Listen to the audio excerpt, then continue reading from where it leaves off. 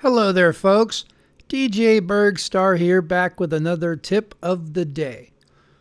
So today I want to talk about sidechaining. And specifically, I want to talk about how to sidechain when you're using an audio file rather than MIDI files.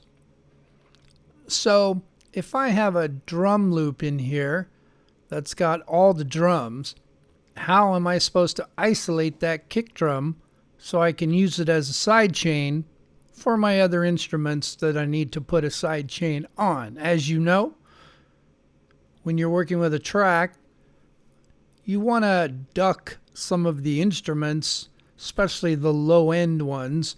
If you've got a lot of bass-heavy items, you want to duck them a bit when the kick drum comes in, or it'll be a big muddy mix down there and the kick won't come through very clear, and it'll add too much low end when the kick does come in.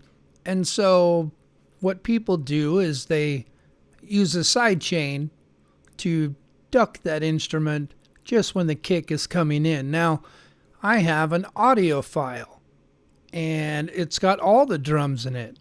So how can I isolate just the kick drum? Let's hear what I have so far.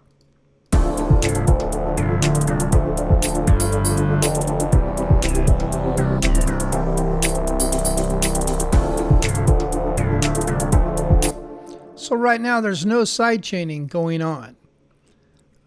Over here in one of my tracks, you'll see that I have a sidechain ready, but I've got no input in here just yet. And if I did set it to my drums, it would sidechain all of those hits. The snare, the cymbals, the kick drum, everything. And I don't want that. I just want the kick.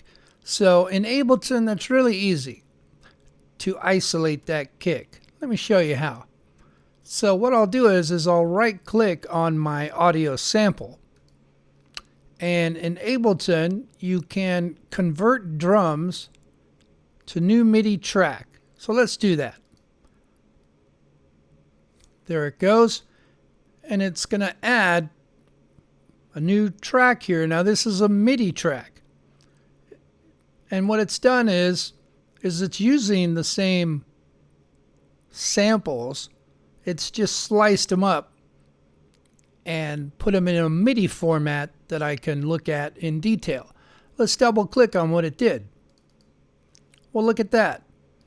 There's my drum beat in MIDI format.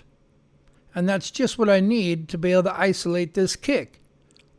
Now, I don't actually want to hear this playing, so I'll mute the track. I just want to use it for the signal it's going to send to my sidechain rather than actually producing more audio itself. So what I'll do is I'll just highlight the snare and the hi-hats and the things I don't want, delete them, and I'm just left with the kick. So now when I go over to one of my instruments that I wanted to put a sidechain on, I'll set the input to those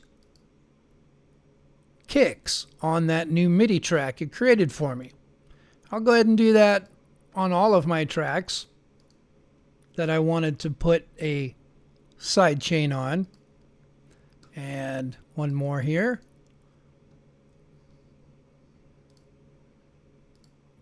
Okay, great.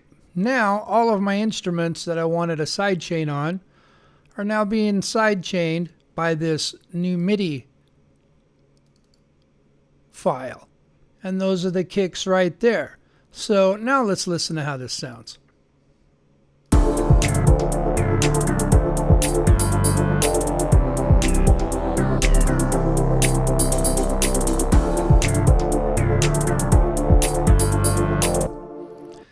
I actually have to play it in order for it to work. Here you see how it's ducking this instrument right there every time the kick hits.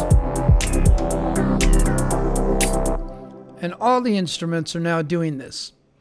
And so this is a quick way of converting your audio file. And maybe you wanted to pull out other things. Maybe you wanted to take out the snare and use a different one. Or you just wanted those hi-hats so you could put that on a different track and do something else with it. So being able to convert your audio to MIDI is a great way to be able to have sidechaining when you only are working with audio files. So hopefully this tip helps you out. Thanks for watching. We'll see you next time. DJ Burgstarre out.